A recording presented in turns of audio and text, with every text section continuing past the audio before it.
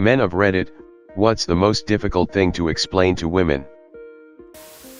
I don't know if most difficult, but it sure did took a while to explain to my ex that we don't look at each other's dicks at the urinals. I can't tell if you're flirting with me or not. Why do you have a boner? Do I look like a fucking doctor? No, I do not know why. In a moment of anger, I'm smart enough to understand that shooting off at the mouth and saying something I don't really mean is far worse than saying nothing, realizing it's not the end of the world, and excusing myself to recollect my thoughts. Just because I walked away from a conversation that was quickly going the wrong way doesn't mean I'm metaphorically walking away from the other person or the relationship. I occasionally just need a couple minutes/hours. Back in my first adult relationship, something happened a few months in that I was pretty upset about. Honestly, I can't remember what it was anymore, and I knew I had to bring it up, but I didn't have a lot of experience with relationship fights/arguments at the time. So I just blurted it out while sitting on the couch with him. I wasn't angry, but he could probably just tell I was super nervous and pretty worked up about it. He took a sec, looked at me, and said, "Thank you for telling me how you feel. I didn't know this was upsetting you so much, so I need to process all of this. Can you give me some time to think through it and then we'll talk?"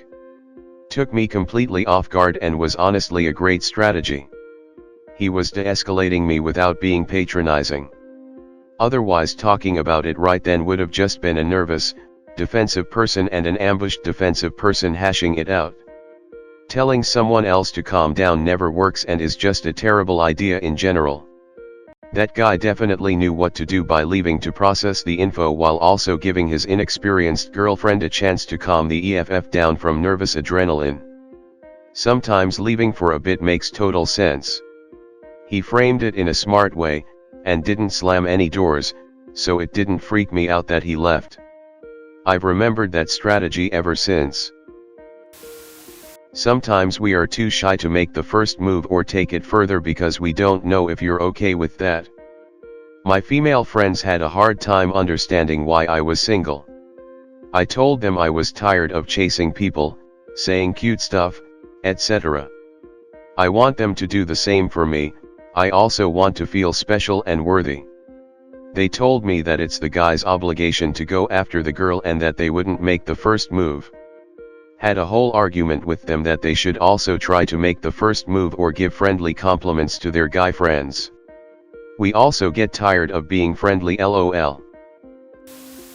Sometimes we just want a hug. Nothing more. Just a non-judgmental shoulder to cry on. I don't always want to be the one that initiates sex. It makes me feel like a creep. That I'm happy just hanging out doing nothing. I can't control if I get hard or not. If I can't get hard, then being angry with me is not suddenly going to make things better.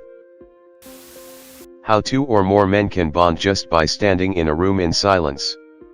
Bro, holy crap, I've never really connected with my grandpa because he's old and does the whole boys don't show emotion thing, and I always just give him a handshake when I see him. But today I went over to his house with my girlfriend and we were there for like 3 hours talking to him and my grandma. I was hungry, so I told them I was gonna leave to get something to eat, and he said, "Don't do that, let's go and get pizza." So I went with him to the restaurant to order and pick up the pizza while my GF stayed and talked to my grandma. My grandpa and I made small talk for about half the time we were waiting for pizza, then didn't really say a word to each other for the rest of the time, but I really felt like I haven't bonded with my grandpa like that ever, and it was just amazing. So was the pizza. So I definitely agree with this statement. I don't feel like having sex, I'm tired. No, it has nothing to do with you, if I desire you, if I think you're attractive. I am honestly tired and just want to sleep tonight. Sometimes I want to be the little spoon. It feels good to have someone cuddle you. Also, how we can just stand there and watch shows about how things are made, lol. I don't know why I'm interested, but now I know how garbage bags are made. That many men only have meaningful physical contact with their Single men often exist in touch isolation. For a variety of reasons and social pressures, many men experience a lack of physical contact. Most men I know won't even feel comfortable hugging their best friend.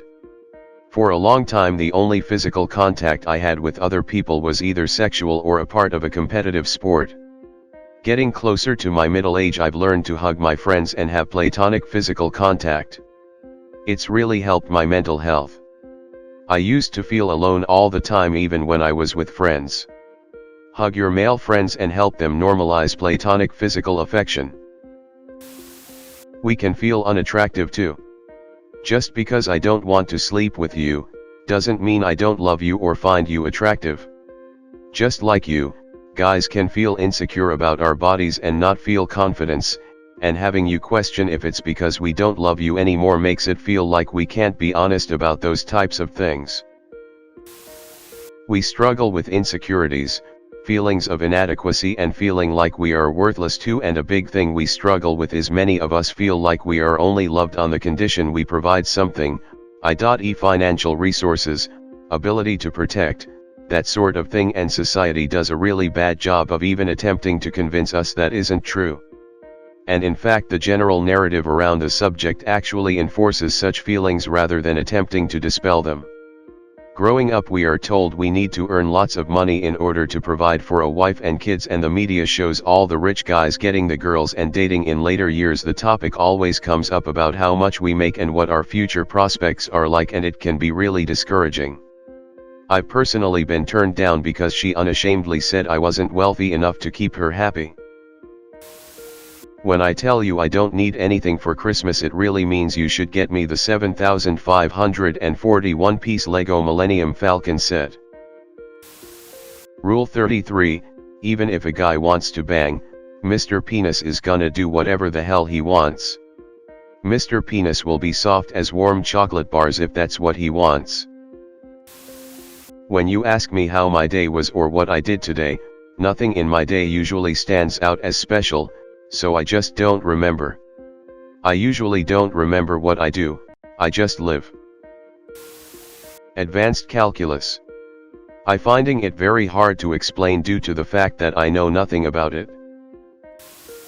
When I'm asked what I'm thinking about and I say nothing, it's because I'm usually thinking of something dumb like who would win a fight, Godzilla or Megatron. That when we say we don't care about something, we don't care about it. We're not being stoic, we're not playing games, we're not lying, we literally do not give a flying fuck, and the reason why we seem to be a bit tense is that you've asked about it at least 10 times in the last hour. That dudes can have a 2-hour conversation with each other, phone, down at the pub, playing online games, and not talk about any personal shit. My so finds it super bizarre that I can talk to my brother for an hour and not know how his family is going, how his work is, what holiday plans are. Sometimes some brothers just want to talk about movies or make fart jokes.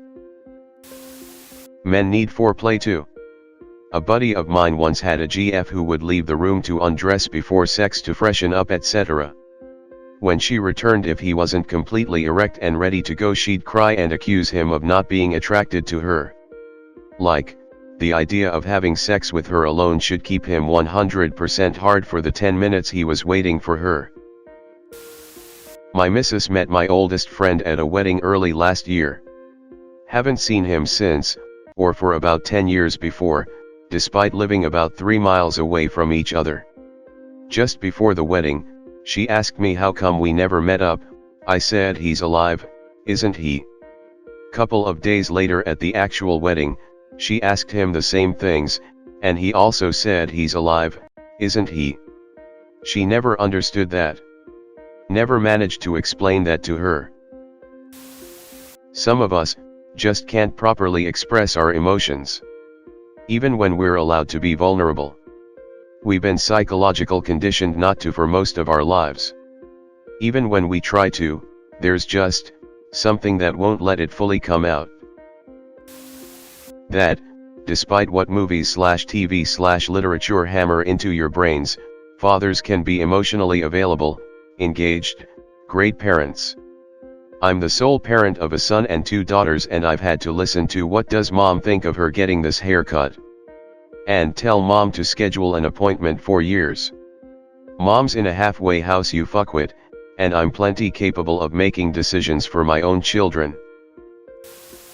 If I'm stressed or frustrated about something, there are times I don't want to talk about it. Not talking about it can sometimes be a method of coping with the situation.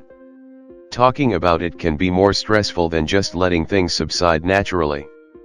Also, if you pry by asking why don't you want to talk about it, that's way worse. And no, I'm not bottling it up, because if you ask me about it a week later, I probably forgot about it and I'm totally fine. By the way, this only applies in some cases. If something needs to be discussed and worked out, I'll definitely communicate it in a healthy manner. If you enjoyed the video, hit that like button and subscribe if you are interested in more Reddit content. See you in next video.